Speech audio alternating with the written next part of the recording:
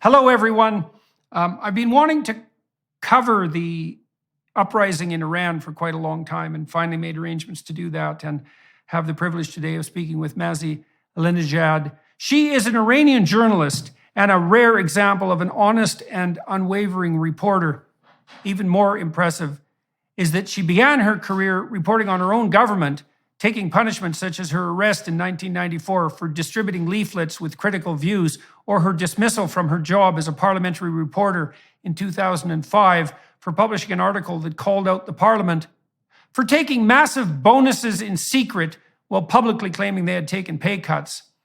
In 2018, she released a book, The Wind in My Hair, which was critical of the Iranian government's depiction, expectation, and oppressive treatment of women. She is the founder of the My Stealthy Freedom campaign against compulsory hijab, which since its launch in 2014 has become the largest civil disobedience campaign for women's rights in the history of Islamic Republic. In 2022, the American Jewish Committee awarded her the Moral Courage Award for speaking out fearlessly in support of the Iranian people, who are still being oppressed, to put it mildly, by their own institutions. She currently lives in exile in New York City under FBI protection since a coordinated kidnapping attempt by the Islamic Republic of Iran's intelligence ministry was foiled in 2021. Hello, Masih. Thank you very much for agreeing to talk to me today. Thank you so much for having me, Jordan. Yeah, so I don't know, are you a brave person? Are you a foolhardy person? Can you just not control yourself? Like, you're putting yourself at an awful lot of risk here. And so, we'll walk through why that is. And why do you think you're compelled to do that? And it looks like you've been doing that to some degree almost your whole life, right? Even as a very young person. Yeah. And so what is it about you that makes you unable to, what would you say, behave properly? That might be a way of thinking about it. That's funny. I mean, when you put it in that way, that maybe you cannot control yourself or you're really brave. This is what my mom used to say that. Because I remember that in my tiny village, I was a troublemaker. And people were like telling me that you cannot control yourself. And that was the way that they were actually describing my my attitude towards, I've been told all my life what to do, what not to do. So I had two options in my tiny village: to listen to those who make decision over my body, over my, everything, or to be a rebel. So for me, being brave or being fearless, it's something that I grew up with it, Otherwise, I had to feel miserable every single day. Here in America, people might take every single freedom for granted, but I had to fight for every single thing that I have now. Everything. I had a little brother who was able to jump in the river in my beautiful village, who was able to go to stadium to play football, to go everywhere that he wanted, to dance, to sing, everything. But I was banned from doing all those activities just because of being a girl. So that's why I had to fight for every single thing, and I had to be brave, Yeah, well, it is clear that most people under those conditions will submit to being obedient and to stay silent. And certainly that's been the case in Iran for 30 years, almost 25 years anyway, since the revolution. And although obviously more and more women are speaking out now, and of course more and more Iranians in general, but the run of the mill situation after the revolution was that most women bore their what would you say, forced submission in something approximating silence. And so and that is the normal run of things. And I do think there is something temperamental about it. I mean, when I read the accounts of your childhood, it's pretty obvious that right from the beginning, you were a hard person to push down. And and it's very interesting to see how different people react under different situations. Do you want to walk us through your origins and talk about your early life a bit so that everybody understands where you came from and what your life was like? So, and we'll talk about that in parallel with the political situation in Iran. Sure. I mean, to be honest, I don't think Iranian women can be like obedient at all.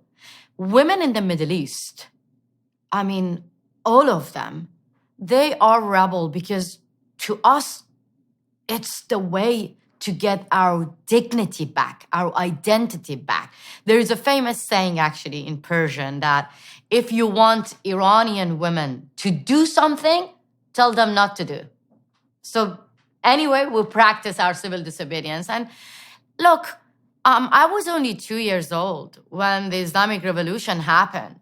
I remember I used to actually challenging my parents that why you overthrew the regime. And they were saying that because of poverty, we wanted to have a good life. And now what happened? Poor are getting poorer every day. And the corruption, I mean, only the relative of the mullahs are getting richer.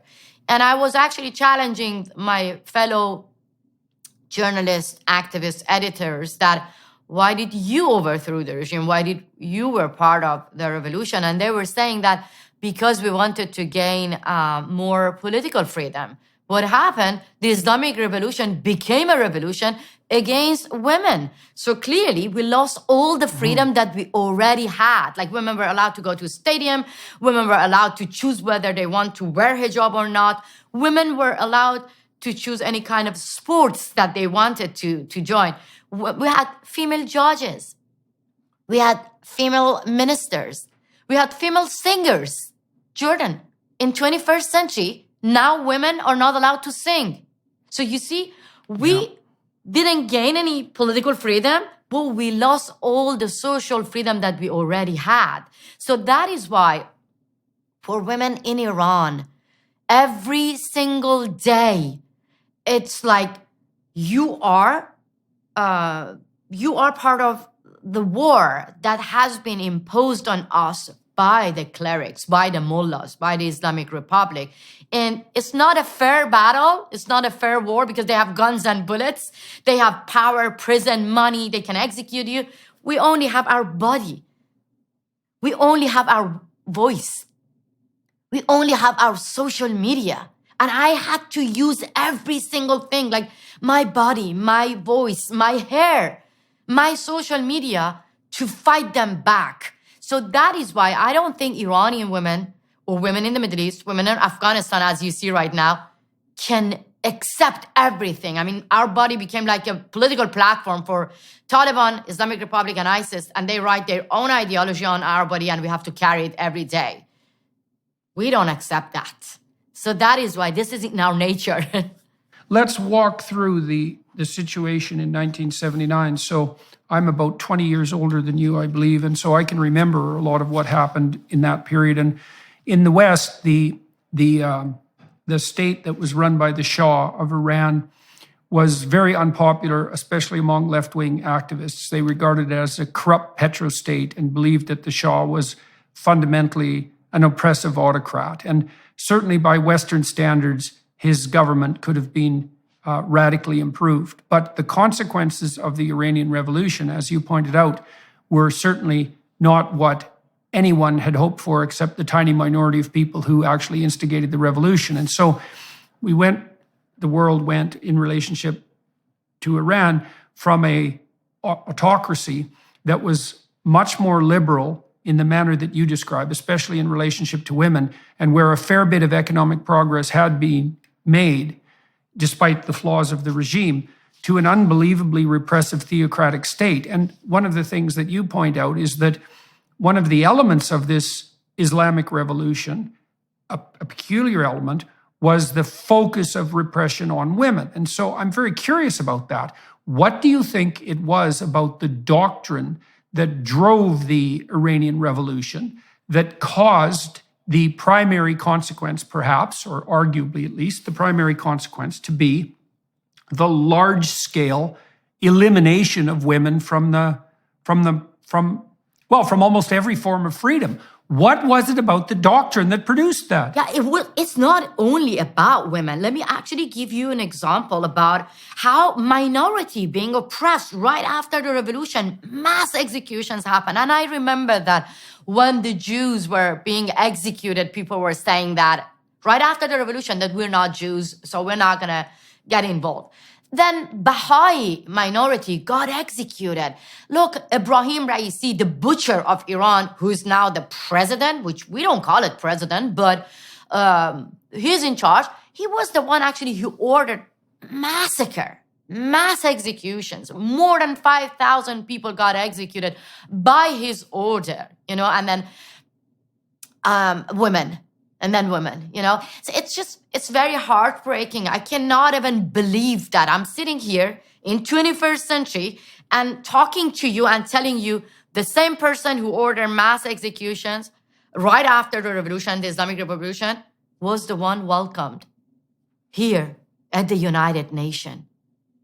I cannot believe that because he is actually the one right now, saying that the young political prisoners, the young protesters who were peacefully protesting over the brutal death of Mahsa Amini, the 20-year-old girl who got killed because of a little bit of her hair was visible. Now, all those protesters are in prison, and Ibrahim Raisi saying that we're going to be tough with them. They have to, see the punishment. So you see, back to like 40 years ago, the whole world was supporting the revolution. They were actually congratulating the Islamic Republic right after the regime was overthrown. But now, many people, they're blessing the Shah of Iran in the streets. And many people believe that, yes, of course there was something should be reformed, but not revolution, But now we need a revolution. Many people in the West saying that, buying the wrong narrative of the Islamic Republic and its lobbyists and apologists and saying that, let's wait for the reform. No, this is the time. We need a revolution because the Islamic Republic acting like ISIS.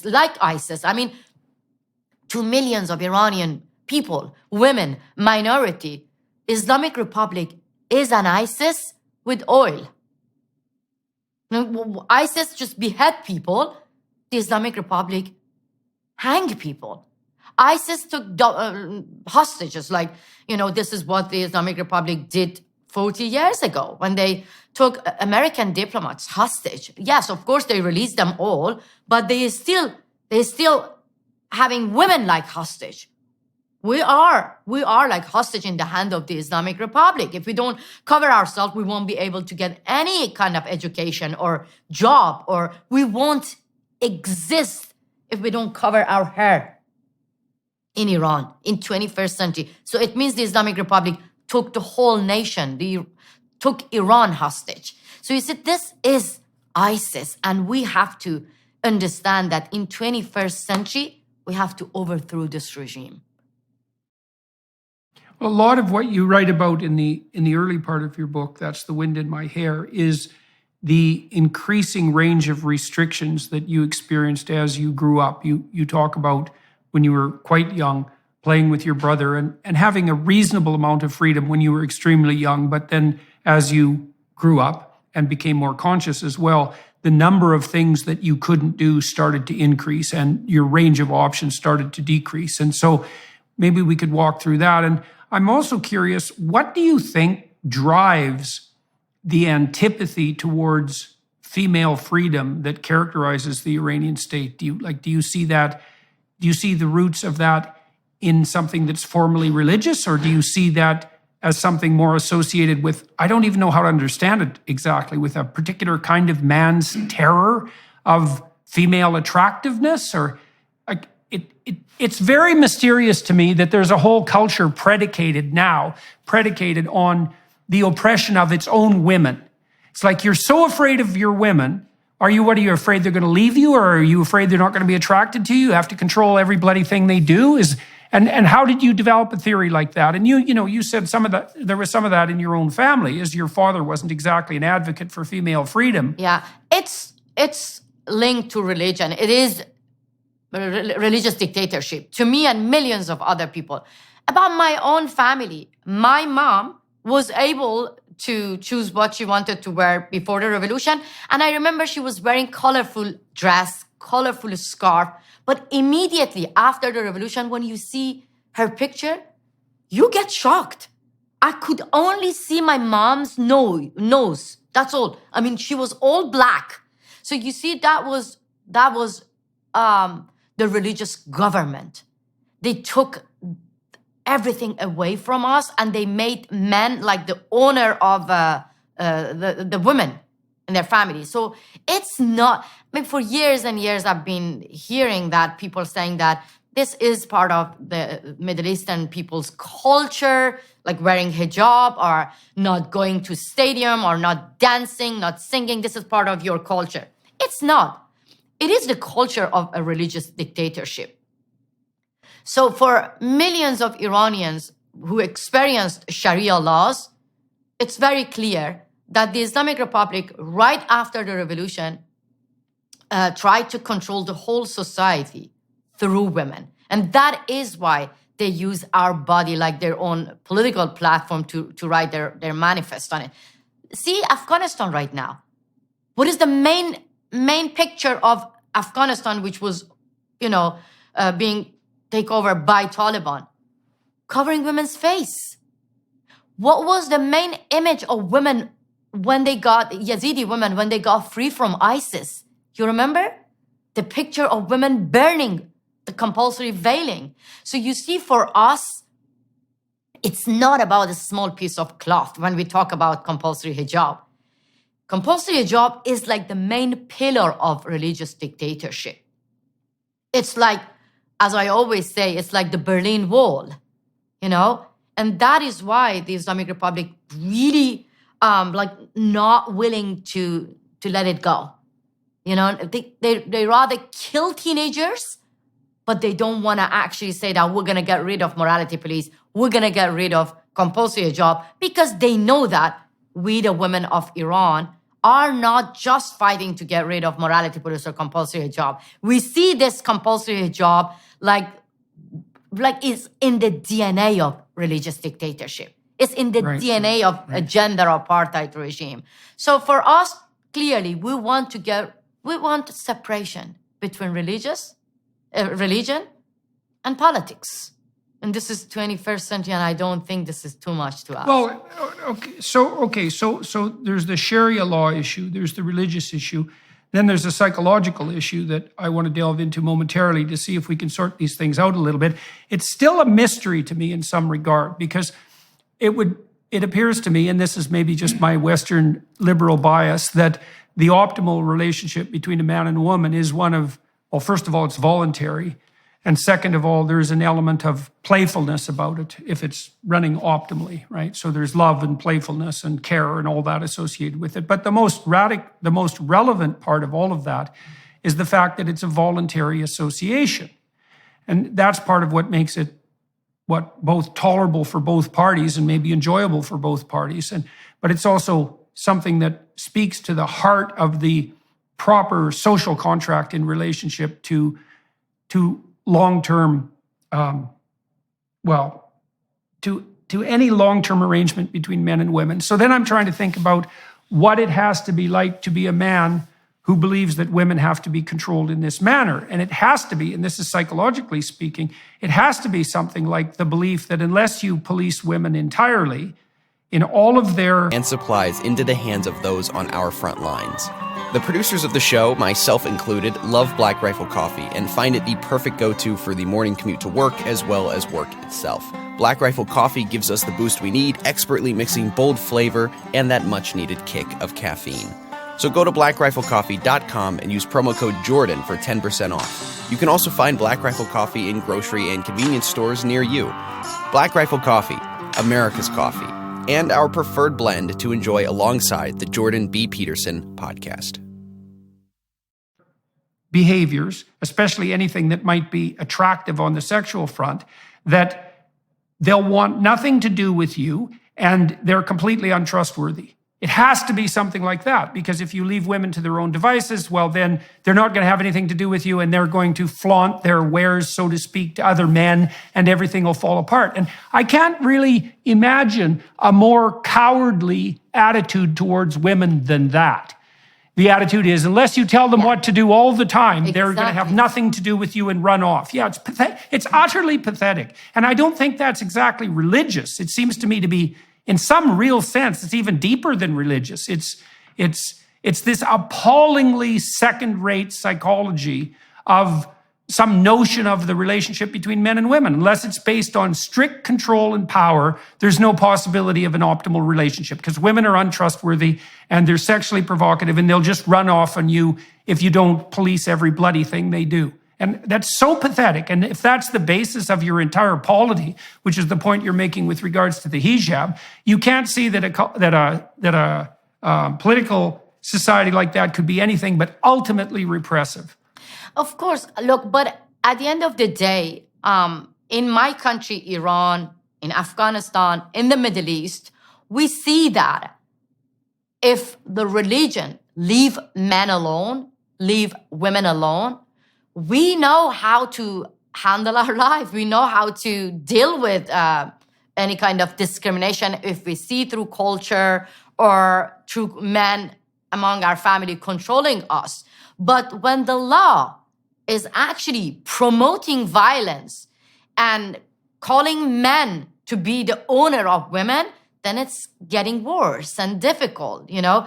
I remember that for years and years, Iranian regime actually were brainwashed the whole society, especially through educational system, educating young boys that you are the owner of your sister. So when we grow up in such society, for instance, we're being told that men, according to Sharia law, can marry 4 wives. They can have as much as women that they want.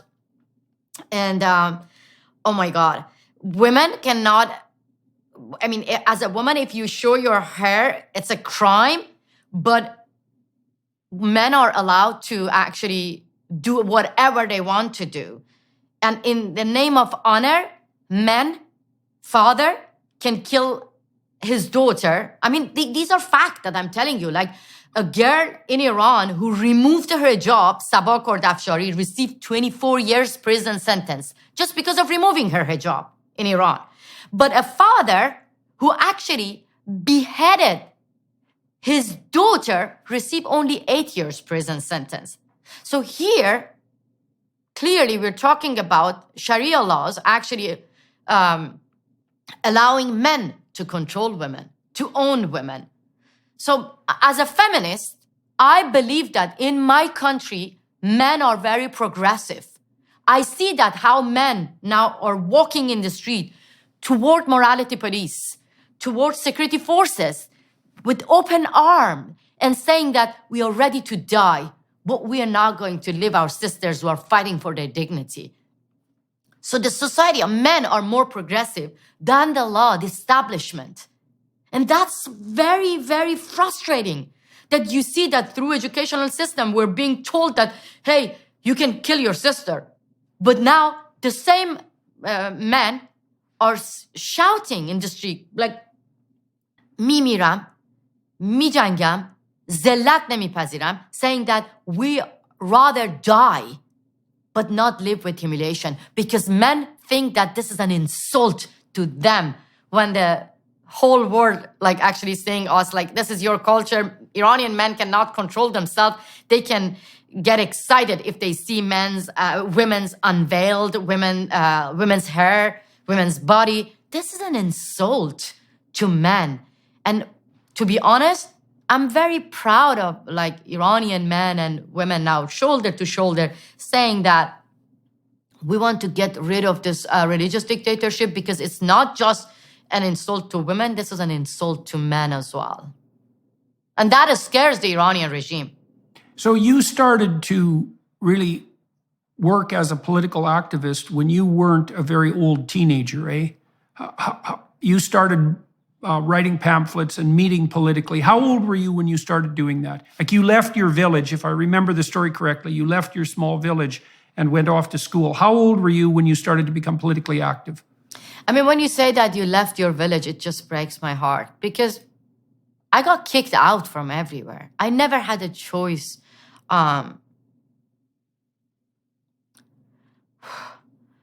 I got kicked out from everywhere just because of wanting to have dignity and freedom. First, I got kicked out from high school just because of, spreading pamphlets. Then I got kicked out from my village because it was a scandal. As a woman, I was the first one who got divorced.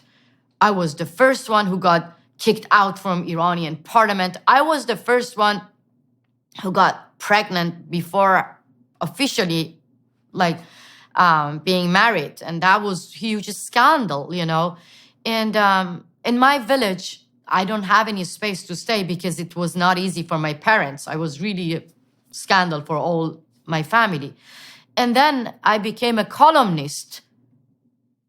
Oh my God, no. I became a parliamentary journalist. I got kicked out from Iranian parliament just because of exposing the corruption, You receive award if you do that in America. If you publish the pay slips, the salary that the member of the parliament receive, you will being, appreciated. You receive award. I got kicked out from Iranian parliament.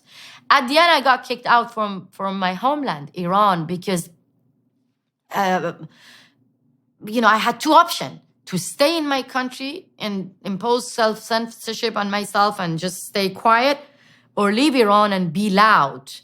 Jordan, I remember that I was a naughty girl and troublemaker in my village. My mom used to say that when your uncle, aunties, everyone were around, you were making noise. Your father was just kicking out from the room, but you were able to find a window and sneak into the same room. So my government kicked me out from everywhere, but I was able to find my window to sneak to my homeland. And now my window is my social media, They kicked me out from Iran, but they couldn't take Iran away from me. Through my social media, I'm there. I have more than 10 million followers, more than the Ayatollahs altogether. And I'm not an actress. I'm not a model. I'm just giving voice to voiceless people, and I'm being in touch with them every day. So clearly, yes, I didn't leave Iran. They kicked me out, but I am there every day. As a teenager in a very small village, poor family, I had black and white TV. I was the one watching mullahs, telling me what to do, how to think, what kind of lifestyle to follow. But now, all those mullahs, through their own TV, they're watching me. And they know me by my name. Now, you were also the target of a kidnap plot, I understand, that was orchestrated by the Iranian government, or at least that's the theory. So do you want to talk about that a little bit? Yes, because that actually shows you that when we, the people of Iran, are fighting against mullahs, we are not just fighting for ourselves. Here in America, miles away from Iran, I was not safe. I was the target of the Islamic Republic. Yes, if it was not the FBI stopping the kidnapping plot, I would have been in Iran and executed, like many other activists. Just, maybe Americans, maybe your audiences, maybe people here, when they listen to this story, they think it's like part of fiction. I mean, kidnapping American citizen or trying to assassinate American citizen on U.S. soil. For you, maybe it's like Hollywood movie or fiction book, but for us, it's the reality. Assassinating, kidnapping, executing is in the DNA of the Islamic Republic, and millions of Iranian family, they experienced this. Just 2 years ago, Iranian regime did the same. They actually tricked one of the journalists from France to Iraq. They kidnapped him from Iraq to Iran, and they executed him. Ruhollah Zam, father of 2 children.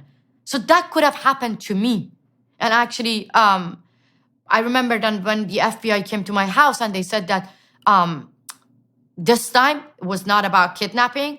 This time the guy with loaded gun was arrested in front of your house. I was shocked. I was like, wow, here in America. Don't get me wrong, I'm not scared of my life at all.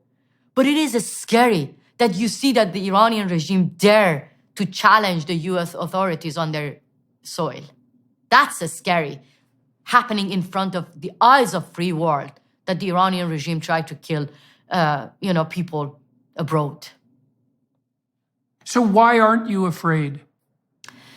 To be honest, I don't want to say that I'm not afraid at all, because look, it's not just about me. Yeah. It's about my stepchildren. It's about my husband. It's about my neighbors, my beautiful neighbors in Brooklyn. Of course, I'm scared of their lives as well. Like, imagine if the guy had opened fire in Brooklyn. How many of my neighbors would have been killed? It is scary, but I'm not scared of my life because, to be honest, I have only one life. I love the way that I scared that regime. I don't have guns and bullets. You see that I'm a very tiny woman. I'm even cold here. I couldn't protect myself from cold here. But look, they're scared of me. They're scared of me, and that's why they send people here to kill me. So that gives me power, and there is no difference between my life and the life of teenagers in Iran. I see that teenagers posting on their social media and saying that I'm not sure whether I'm gonna come back home or not. Oh my God. When teenagers are getting killed, I go to their social media and I read their posts. Some of them post on their story unbelievably brave, saying that this might be the last day of my life, but the good day will come. Maybe I'm not alive. You laugh on behalf of me. I see that teenagers writing on their social media that this land, Iran didn't give me anything, but I give my life, my head to free this land from mullahs. These are not me saying that. Teenagers writing these words and going to the streets and facing guns and bullets. Then you tell me, what is different between me and them? I see them and I tell myself, I have only one life. I don't want to live like miserable and being scared and live in paranoia. No. My heroes are women of Iran, men in Iran, facing guns and bullets and saying that we're not going to live under humiliation. So that's why I'm not scared of my life. So when you talk about the Iranian political state post-revolution, post-1979, you describe a society that sounds like the radical leftist caricature of Western society, right? It's intensely patriarchal. It's extremely misogynistic. It's anti-woman. It's repressive. It's hierarchical. All the power is aggregated into the hands of a very small minority of people. And that's the reality on the ground in Iran. And that's not the reality in the US and in the Western world, but the West is often accused of that. What sort of response have you got from the progressive side of the political spectrum in the US in relationship to the sorts of claims that you're making about the Iranian state? To be honest, it was a long road. We passed the time that we've been ignored for years and years.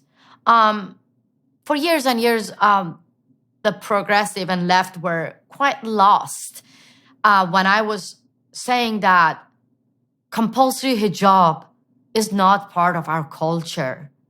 When I was saying that as a woman who grew up under Sharia laws, I have the right to be scared of Islamic ideology. For years and years, I have been ignored by many people in the West saying that you're causing Islamophobia when you talk about compulsory hijab.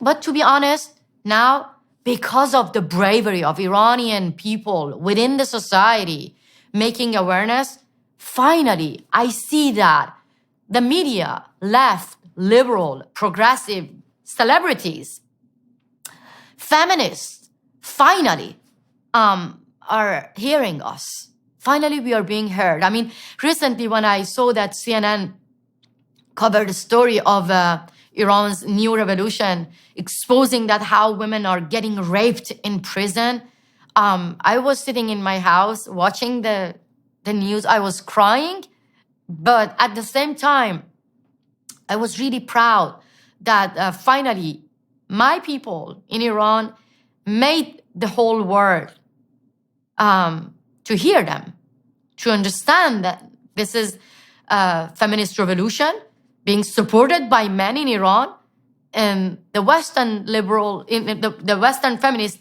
are paying attention to this, finally. So I really appreciate that now, especially when I see that because of the pressure from celebrities, from media, from activists, from feminists, finally, the leaders of democratic countries are changing their tone as well. But of course we need more. Of course we need actions. Now all we see that Biden administration are changing their tone. They actually took the leadership to kick out the Islamic Republic from United Nations top women body. And I was like sitting in my house and I was like, wow, this is happening. This is happening. Because just 2 years ago, when 4 democratic countries voted for the Islamic Republic to have a seat on women's top body at the United Nations, we, the women of Iran, were alone. We're alone. We were shocked. We were like, how come you're voting for a country that do not even allow women to be their true self? Just being our true self is a crime. And you're voting for our oppressors to monitor women's rights globally? It's like voting for Taliban to monitor human rights globally. But now, it's just unbelievable that the US government took leadership to kick out the Islamic Republic from United Nations top what. But this is just the beginning. This is just the beginning. Well, so we need more. Well, so there's a couple of mysteries there. I mean, one you just pointed to. We can expand on that a little bit. I mean, I don't know if there's anything more preposterous that's happened internationally, although that's a hard contest, than the UN's decision to appoint Iran or to allow Iran to have a permanent seat, hypothetically permanent seat, on the international body that was fundamentally responsible for the monitoring and regulation, let's say, of women's rights. So we have a mystery there. It's like that's so utterly preposterous that it's almost impossible to believe that the West ever agreed to it to begin with. And then we have another mystery underneath that, which is that it's been an uphill battle for you and for the people who are fighting for freedom in Iran to convince the more progressive end of the spectrum, including Western feminists, that the regime that you're fighting against has all the hallmarks of the terrible patriarchy that hypothetically they oppose. And so what in the world is the reason that, well, first of all, that there's been this pro-Iranian mullah sentiment in the West, which is almost completely incomprehensible. And then allied with that, this in completely, what would you call it, willful blindness on the part of Western feminists for like 30 years with regards to the crimes against women that had been occurring in Iran. Like, how do you account for that? I mean, it was heartbreaking for me. Not for me, for women in Afghanistan right now. Right now. Girls are being kicked out from school just because of being girls. Women are being kicked out from university. But still, we don't see in the West, like, women take to the streets. Like, you know, There was a campaign called Bring Our Girls Back. When I remember when Michelle Obama actually launched that campaign, I was like, this is the US that I have been dreaming to live.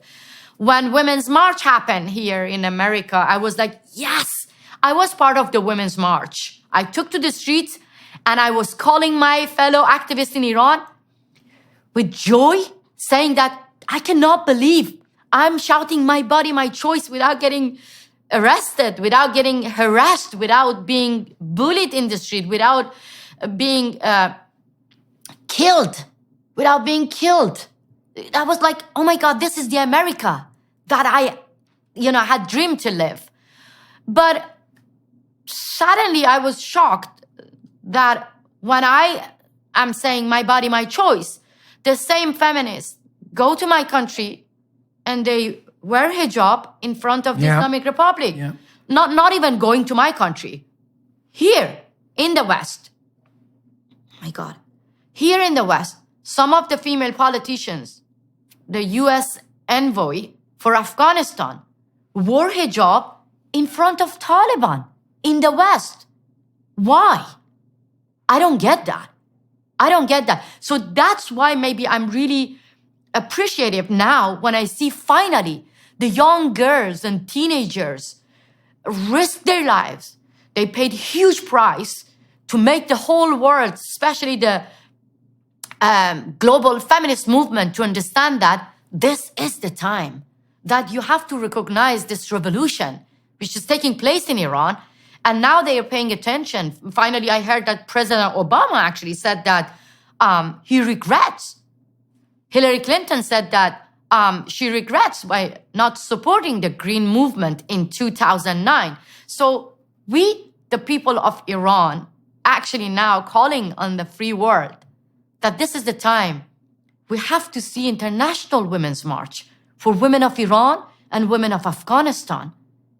Because otherwise, the history will judge every single democratic country who could actually support girls and women in Iran and Afghanistan, but they kept silent. So I see the progress. I see that we are being heard, but we need more actions. First, the democratic countries must actually recognize this revolution and recall their ambassadors. This is not me saying that. 1 million Iranians signed a petition and asking the leaders of G7 democratic countries to kick out Iranian diplomats. You know, there is Iran's interest section in Washington, D.C.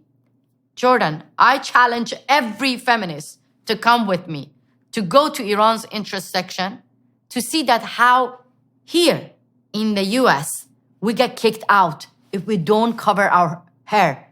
In 21st century, they don't even allow us to go to Iran's interest section. Why? Because we have to cover ourselves according to Sharia laws.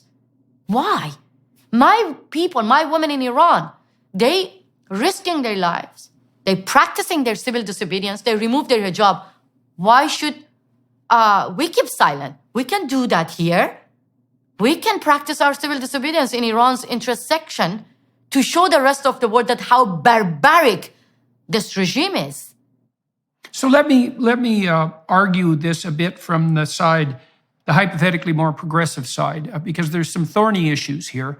I mean, one of the things that people who tilt towards the left in the West are concerned with is that any negative press, let's say, in relationship to the more tyrannical elements of Islamic fundamentalism has the negative consequence of shedding a dim light on the religious practices as a whole.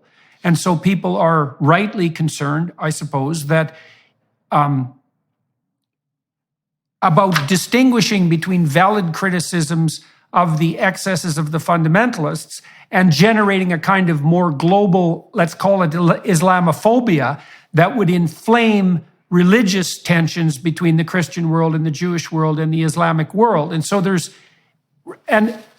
this very thin line in some sense that has to be walked such that we can distinguish between the fundamentalist totalitarians and leave some respect for the alternative, from the Western perspective, for the alternative Islamic culture in place. And I mean, I've talked to a lot of Islamic moderates, people who are working to put forward a vision of Islam that's more commensurate, say, with a liberal democracy. And they're also concerned about a kind of blanket Islamophobia. And I think some of the resistance on the part of the left to criticizing regimes like Iran is this fear that a more generalized, quote, Islamophobia might develop. And so to what degree it's an open question in relationship to Iran too. Like you associate the totalitarian prescriptions with Sharia law, and there's a religious element to that. I mean, and people like she wrote Infidel, Ayaan Hirsi Ali. I mean, she's come out very strongly as an anti-Islamic crusader in some real sense, and also a great promoter of women's freedom. She's someone I admire remarkably. But it does leave us with this thorny question, right? Is that on the one hand, we have these fundamentalist proclivities that seem to manifest themselves in Islam and also in other religions. And then we have the problem of having to maintain peaceful relationships with the Islamic culture as a whole. And it's not easy in the West to figure out how to do both of those at the same time. Why? So, I mean, I don't like, get how do you not throw the... I don't get it. Why? Okay. Why? Look, I'm coming from a Muslim family. I'm not against my mother. I'm not against my father. I want separation between religion and politics. Is that difficult to understand? That I get attacked by some people in the West saying that when I criticize Sharia laws, when I criticize Islamic ideology, they're saying that, oh, you're anti-Muslim. Right. Actually, I wrote an article to criticize Ilhan Omar's legislation. Her legislation is to gather information of those who are causing Islamophobia. I wrote an article for Washington Post. I challenged her that if we criticize Islamic Republic, we criticize Sharia laws, we criticize Taliban, does it, in your point of view, is it going to cause Islamophobia? I wanted her to clarify what she means by causing Islamophobia in the West. Because in my country, if we criticize Islam, we get hanged as murtad, muharib. Means you are waging war against God. Right now that I'm talking to you, more than 50 people are in prison waiting to be hanged because of waging war against God or, spreading corruption on the earth. So these are all, according Sharia laws, legal. So it's legal. People get killed, hanged, executed in the name of Sharia laws in Iran. So if I criticize that in the West, then I'm causing Islamophobia or I'm anti-Muslim. So for me, look, I'm not scared of being labeled of Islamophobic at all. The revolution is taking place in Iran. It's against Islamic Republic and gender apartheid regime, which actually the Islamic Republic is against minority, it's against LGBT community, it's against environment, it's against Baha'i, Jewish, all minority, it's against Kurds, Turk, Baluch, it's against women, it's against our dignity. So these are the values that we share with the Western left and liberals. These are the values that all these values are universal. So what is wrong here in the West, in my opinion, it's like Democrats and Republicans cannot see human rights abuse in Iran like bipartisan issue. For me, I get attacked if I come to your show by left and liberal. If I go and ask the left and liberal to support our cause, I get attacked by right wings. So this is wrong. To be honest, when it comes to Iran and Afghanistan, we should only care about universal values. I'm going to be very honest with you. I really don't care whether Trump is in power, Biden is in power, or Obama is in power. What I care, that the Islamic states should not be in power in Iran and Afghanistan. Because at the end of the day, here in America, we have First Amendment. We have freedom of expression. We have free media. We can criticize whoever we want. But in my country, when you criticize Khamenei, you pay huge price, which is your life. So that's why, is that too much to ask, for media, for policymakers here, politicians, that when it comes to Iran, when it comes to Islamic Republic, we have to get united. We have to get all together and give voice to Iranian people who want to get rid of the Islamic Republic. Because the Islamic Republic is not only a threat for Iranians. Believe me, the Islamic Republic, if they want to kill Americans, they never ask you whether you're Republican or you're Democrat, whether you support LGBT community or you don't support gay people. They kill you anyway because you are American. So that is why I call on Americans every day, every single corner that I go, that when it comes to Iranian fight against the Islamic Republic, you have to see this as bipartisan issue. Otherwise, believe me, the Islamic Republic will get united by Putin, with Putin, Maduro, China, all the dictators, and they will end democracy. How good are your connections in Iran right now? How much of a sense do you have of what's happening on the ground? What is the situation in Iran right now? How widespread are the protests? Who's participating? What do you see as the most likely outcome? Right now, the revolution in Iran, which is taking place, it's like a marathon.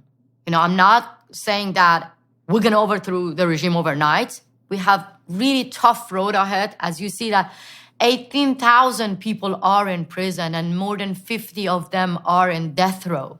They are like 2 of them got executed recently. And the family members of the political prisoners that I'm being in touch with them, they're really worried about their beloved one. I mean, Jordan, just think about it. You go to prison just because of chanting for freedom. And then every morning you have to be concerned that you're the next one, that you're going to be hanged for wanting freedom, democracy, and dignity. That's very scary. And when I talk to the members of those political prisoners, they're really frustrated. But what amazed me, immediately when people get executed or get killed in Iran, oh my God, their family members turning the funeral like massive protest against the whole regime. That's very unique. And it's very shocking that the more that the Iranian regime kill people, the more people get determined to take back to the streets. So that is actually a significant sign that the Iranian people are fed up with the Islamic Republic. And they have a clear message that we are going to end this regime. I mean, it's not easy actually to say that when teenagers, when children are getting killed, their family members are being forced to go on TV and do false confessions. Like the family members sitting in front of camera and denouncing their beloved one. So this is what's going on right now in Iran. But a lot of people are hopeful. They're very hopeful. I mean, the Iranian regime took everything away from people, not hope. They believe that with the help of the Western countries, less people will get killed and we will win this battle. We will end this, barbaric regime. Let's talk a little bit about what might constitute a path forward, because you could imagine that the regime is overthrown, that it falls apart in tatters, let's say.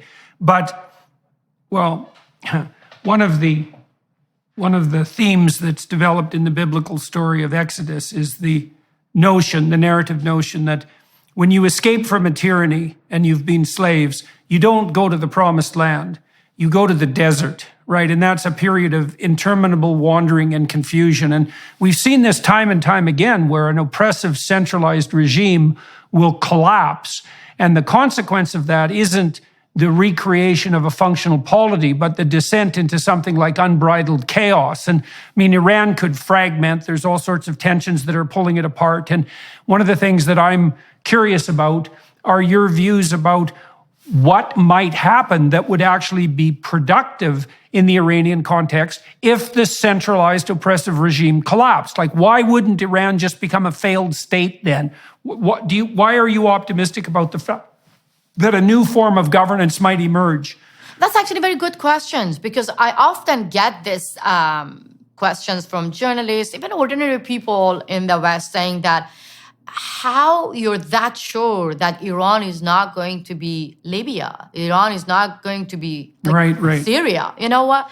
But let's just compare Iran with our own history. Like back to 40 years ago. Why shouldn't we compare Iran to our own history, that women and men were together, they had social freedom? And it's so sad that the Iranian regime is trying to sell this narrative to the Western media and saying that if you support this revolution, chaos gonna happen. This situation is chaos, where women are getting raped, where minority getting killed, where the family members are going to prison just because of asking, why did you kill my son? Why did you kill my daughter? This is Syria. So the only reason that Iran can be like Syria is the Islamic Republic, is this barbaric mullahs. So for me and millions of Iranians, it's clear that we know what we want. If we get rid of the Islamic Republic, we want to have fair and free election, then we can choose the kind of government that we want them to run the country. And believe me, when you open the doors of prison, all those political prisoners right now are suffering under the Islamic Republic. They can run the country better than these backward mullahs.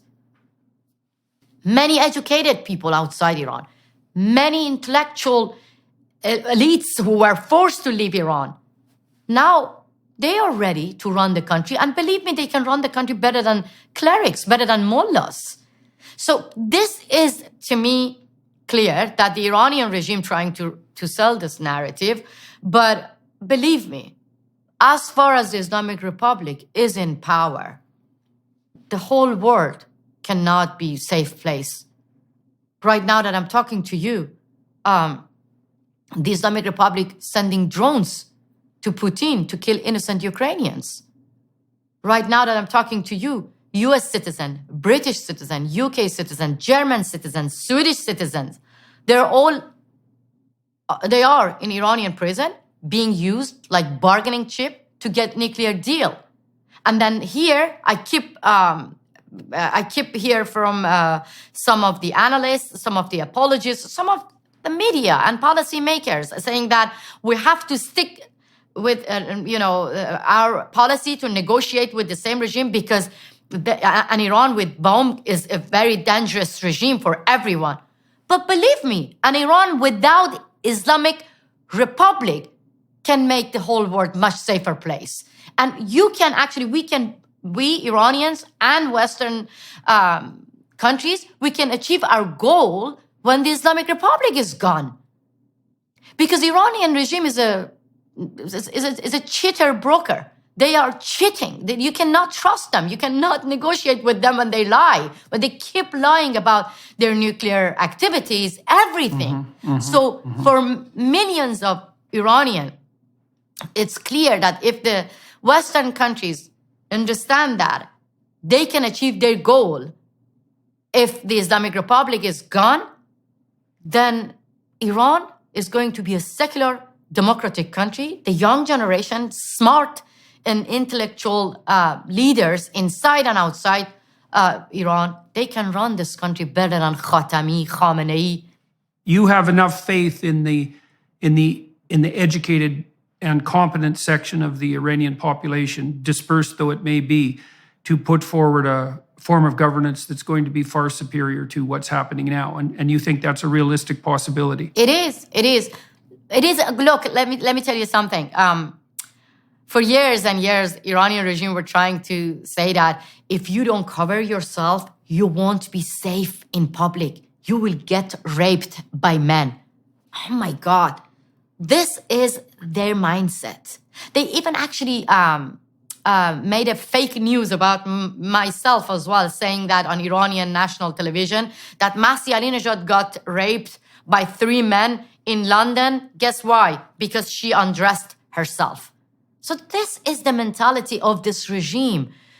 Believes that even about the Me Too movement in the West, I remember that the supreme leader, Ali Khamenei, said that the Western feminists, the Western women, who are now complaining about getting raped and sexually harassed, it's because they don't know Islam. It's their fault because they don't wear hijab. They don't cover themselves, so they deserve to get raped. This is the mindset of this regime.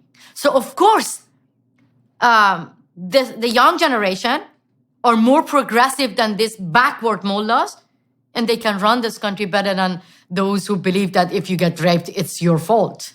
So let's go to the particulars of your individual experience and the individual experience of Iranian women. You talked a bit in this broadcast so far about the morality police. And so what did that mean in your day-to-day life? Who are the morality police? How widespread and prevalent are they? What sort of people are they? And what do they do?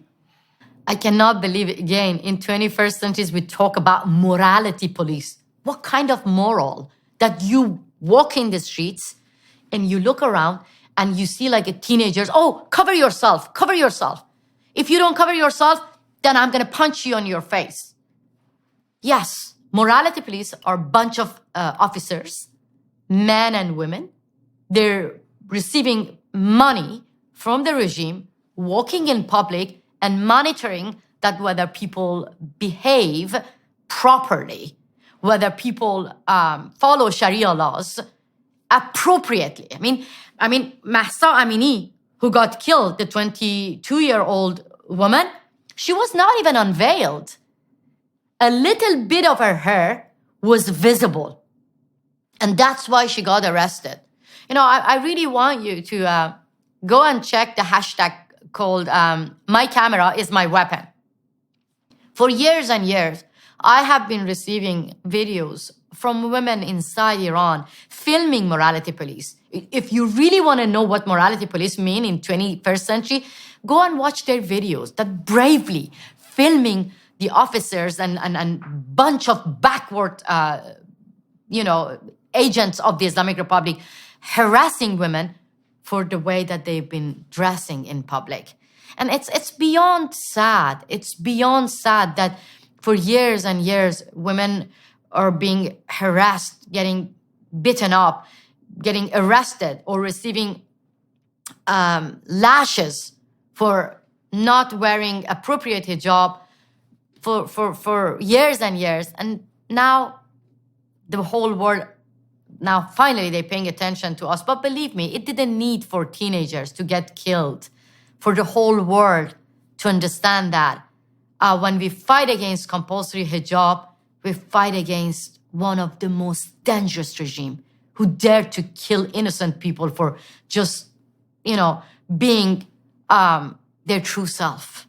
And what sort of people do you think are attracted to the job of morality police? Like, how would you characterize them? To be honest, sometimes it's all about money, but sometimes they're being brainwashed. They're being brainwashed that you're doing for good of the people. I mean, my own father. I mean, I love my father. I love him. It's not even easy to talk about it. But my own father was trying to take me to heaven by force. All my life. He was kind of morality police. And millions of Iranian women had this experience having morality police inside their own house. Like father, brother telling us that cover yourself. It's for your good. I'm protecting you. So you see, my father didn't have any chance to be educated properly. So he was the one being brainwashed by all the mullahs, clerics, through educational system, through TV, all the propaganda tools, media, that, you are the owner of your daughter.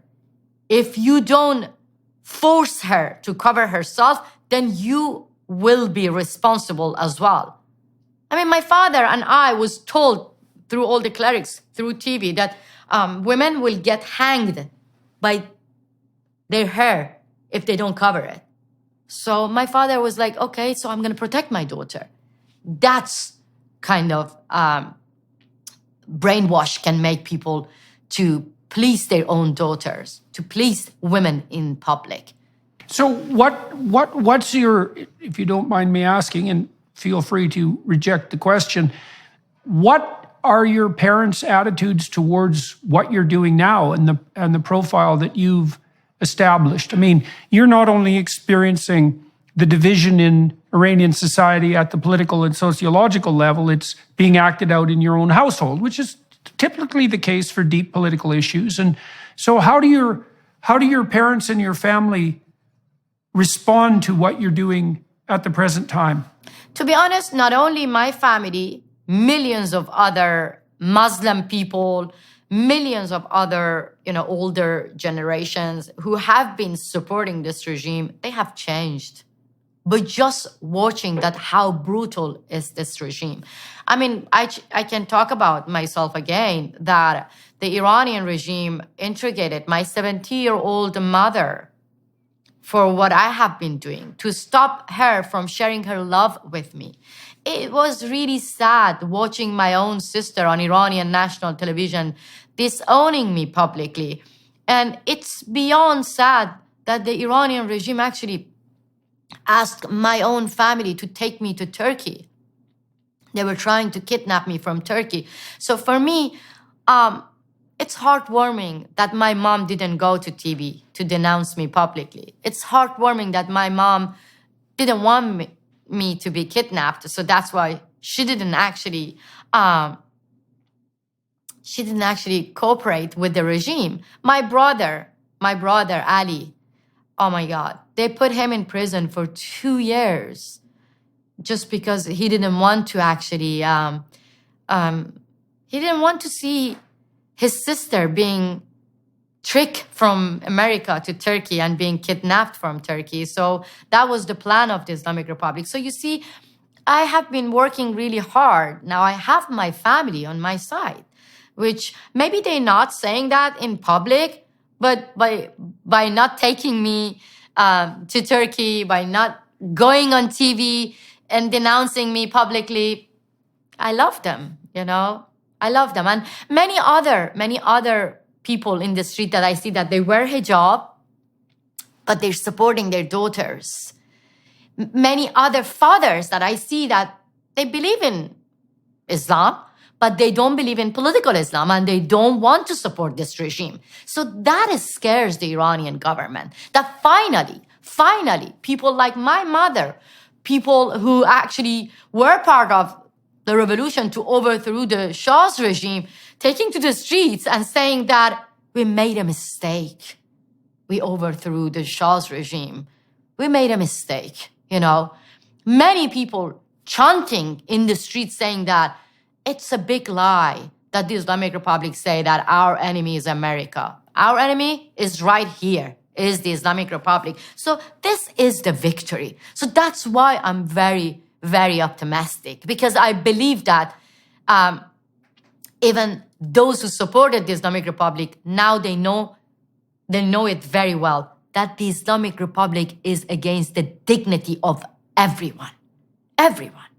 And this is the same regime that actually asking people to say death to America. I mean, they brainwashed me, my family, to say death to America, but they send their own relatives to America. Jordan, right now that I'm talking to you, the children of the hostage takers, those who took American diplomats hostage, they send their children here. They live in America. They live in New York, in LA, having their luxury lives. So my parents and the older generation, they're watching this hypocrisy. And finally, they're supporting the young generation. And they're saying that, yeah, they lied to us. They lied to us. Their children, their relatives are enjoying freedom. They go to parties. They dance. They sing. They're happy in the West. But here, the voice of Iranian people crying for the same freedom, crying to have the same, dignity. It's just unbelievable. You talked as well about the corruption of the mullahs. And so, there's a biblical injunction. It's one of the 10 commandments to not take God's name in vain. And people think that means don't swear. And that isn't what it means. What it means is don't use the name of God to justify your own instrumental agenda. Don't claim to be doing holy work and good work when actually what you're doing is promoting your own narrow self-interest. And so we have a regime in Iran that's unbelievably corrupt, the mullah regime, on the financial level, and they're justifying their machinations with reference to a transcendent authority. But can you talk a little bit about corruption in the mullah establishment and how that plays itself out in Iranian society? How do you see that on the ground? This regime is corrupted. And for years and years, they were saying that, we overthrew the Shah's regime because we want to help the poor people. But believe me, now the relative of the mullahs, they own all the, big companies in Iran. They actually the one receiving all the monies that the American government actually, when they lift up sanctions, they send billions of dollars to Iranian government. The money goes directly to the Revolutionary Guards, to the relative of the Ayatollahs. And for many years, the Iranian regime put the blame on the US sanction. But can you believe that while we, the people of Iran, were suffering from sanction, the Islamic Republic actually increased the budget of two well-known institutions, which belongs to the son of the Ayatollah Khomeini and the son of Ayatollah Khamenei. So the money directly goes to 51 religious institutions, including morality police, while they put the blame on US sanction. Right, so they're running a shell game to enrich themselves financially, enrich themselves and their relatives in a dynastic and autocratic manner, while simultaneously claiming to be acting in the name of God and persecuting people who object as if they're satanic objectors. That's basically the game. And so that's using the Lord's name in vain, let's say. But not only in Iran, not only inside Iran. Look, just a few months ago, Salman Rushdie was the target of assassination plot. Right. Why? Because of the fatwa from the Ayatollahs, from my own country. I was shocked. I was shocked when I heard some of the media in the West were saying that the motive behind this assassination plot of Salman Rushdie is not clear. Why? It is clear. Yeah, right. It is clear because when you go to the page of this person who was trying to kill Salman Rushdie, it's full of the pictures of Ayatollahs. And the front page of the newspaper in Iran, right after the assassination plot, was the picture of Salman Rushdie, and they were celebrating. They were celebrating the assassination plot, and they were actually saying that the next should be Masih Alinejad. So you see, assassinating is in the DNA of the Islamic Republic. The supreme leader of Islamic Republic, Ali Khamenei, actually promoted the fatwa against Salman Rushdie just 3 years ago on Twitter, on his Twitter account. And then you're still saying that the motive behind this assassination plot is not clear? It is clear. That's why I'm angry. It's very clear. With the tech companies. I'm very angry with the tech companies. Still, they're allowing Khamenei and his gang of killers to enjoy freedom of expression through social media. While 80 million people are banned from using the same social media. Twitter, Instagram, Facebook, they're all filtered in Iran. But those who order filtering, they are enjoying freedom on social media. Iranian people are calling every day the tech companies, Twitter, kick out the Ayatollahs until the day we have the same freedom to use Twitter. Is that too much to ask? Yeah. Well, it appears to be. I mean, when I saw what happened with Salman Rushdie, must have been 25 years ago, and the fatwa was laid on him, I thought the Western response was unbelievably weak-kneed and cowardly. I thought, we have a real test case here.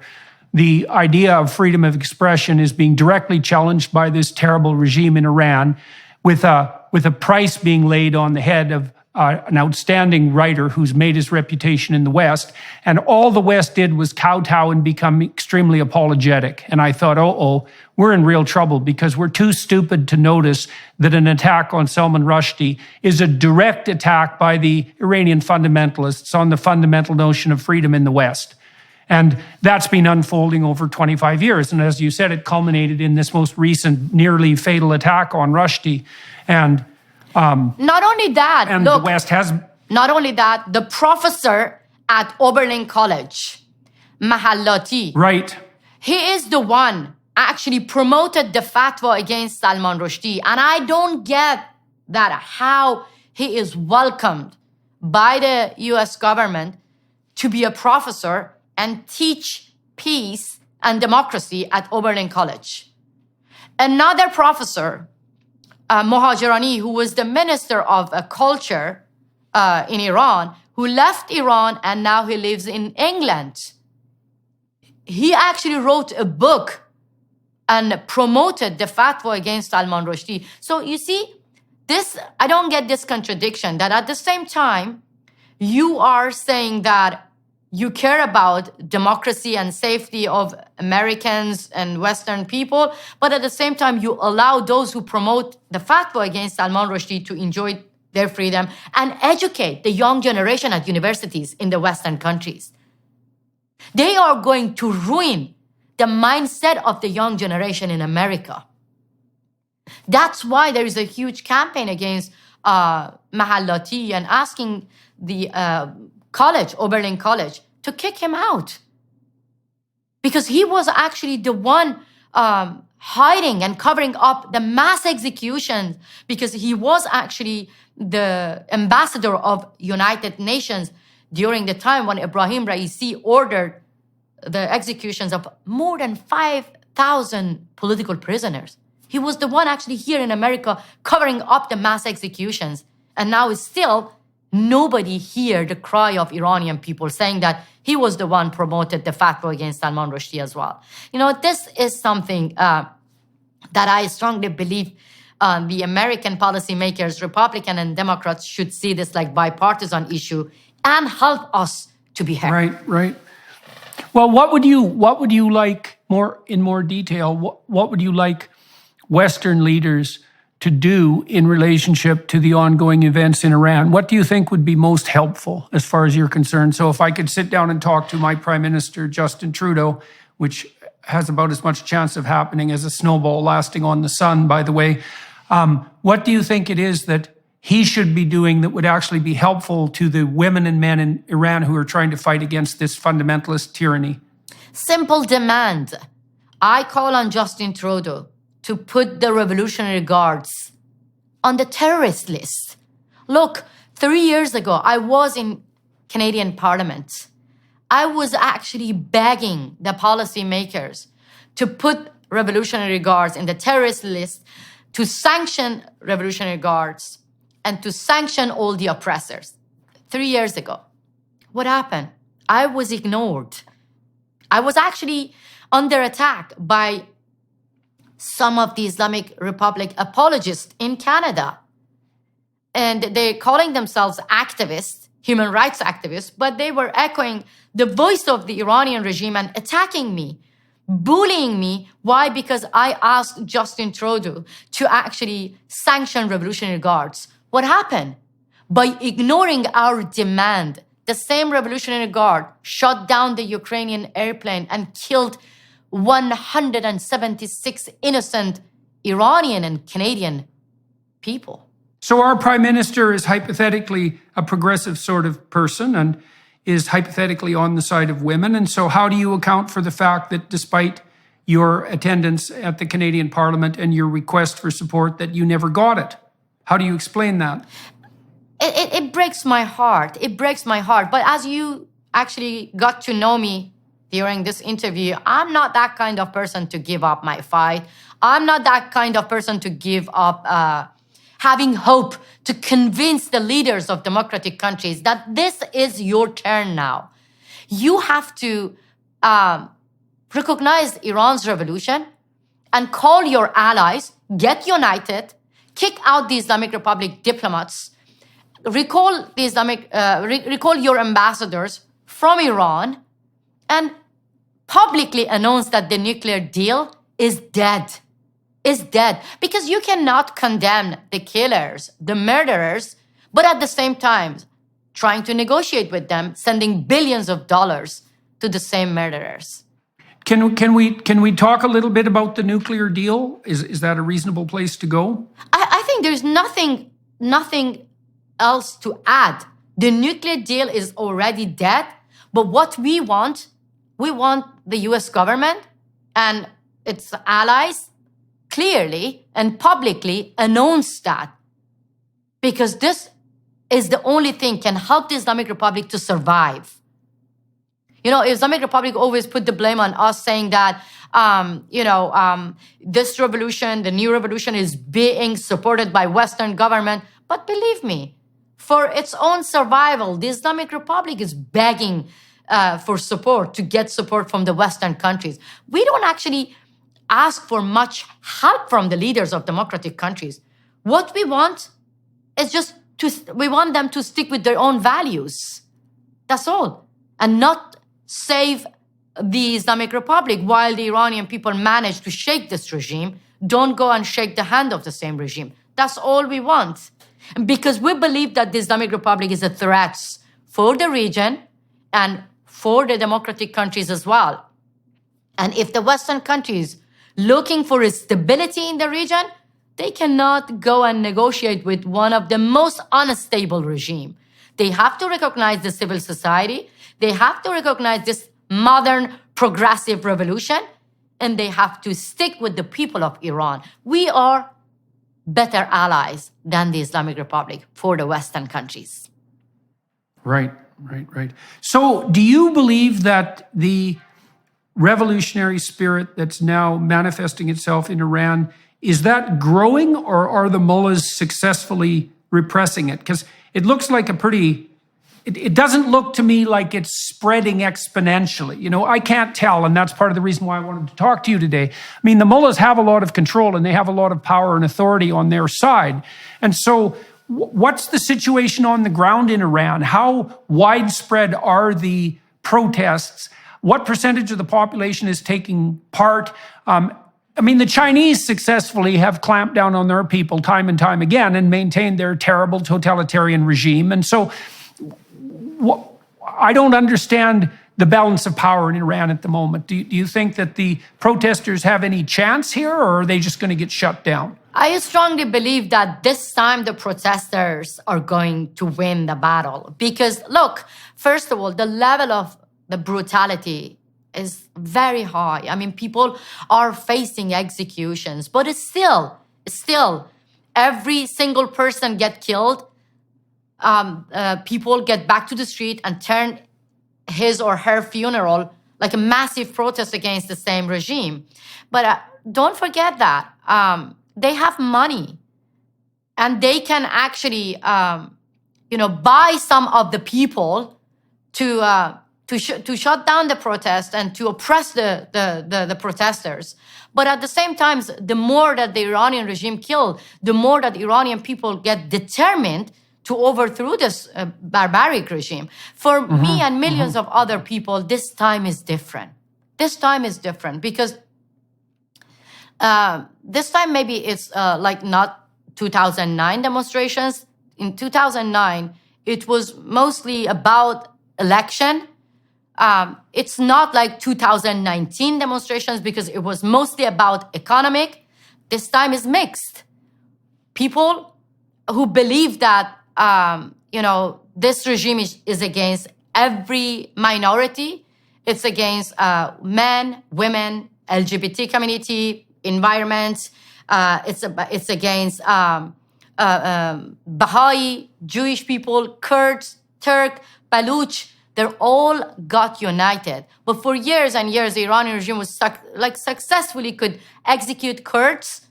And people were like, okay, we are not Kurds. We are not going to get involved. They were successfully executing Jewish people, Baha'i minority, Arabs, Turks. But now, immediately when they killed Mahsa Amini, people were like, we're all Mahsa. We're all united. People didn't say that we are not women, so we're not going to get involved to that. So this time is different because we see a sense of unity among Iranians inside and outside. This time is unique because we see a sense of unity among Iranians and non-Iranians outside Iran. You see that, finally, people or celebrities are echoing the voice of Iranian people. And this is the first time in our history that we see Iranian well-known athletes quitting their jobs and supporting Iranian uprising. This is the first time that we see Iranian well-known actress saying that we don't want to be part of the propaganda tool. They're removing their hijab and they're saying, we want to be part of this uprising. So that makes it different. Right. So you're making the case that this series of protests, this revolutionary movement, in some sense is more fundamental and also more united. It's not about economics only. It's not about the political situation and corruption.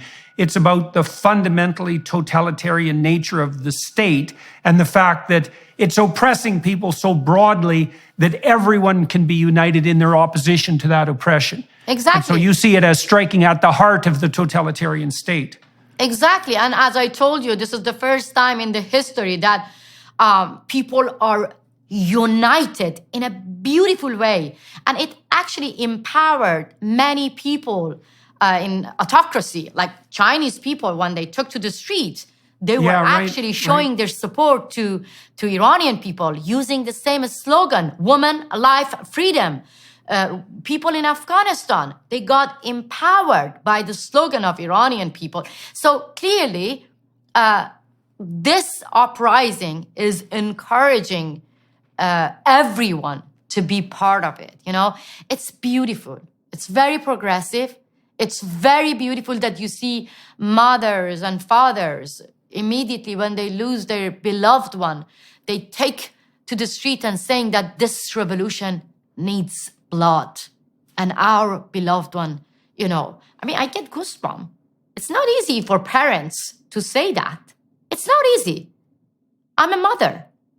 I cannot even imagine losing my son when I see that brave mothers for justice in Iran, immediately when they lose their son, they get the picture of their beloved one and they leading the revolution and saying that this revolution needs the blood and my beloved one sacrificed her life, his life to free Iran.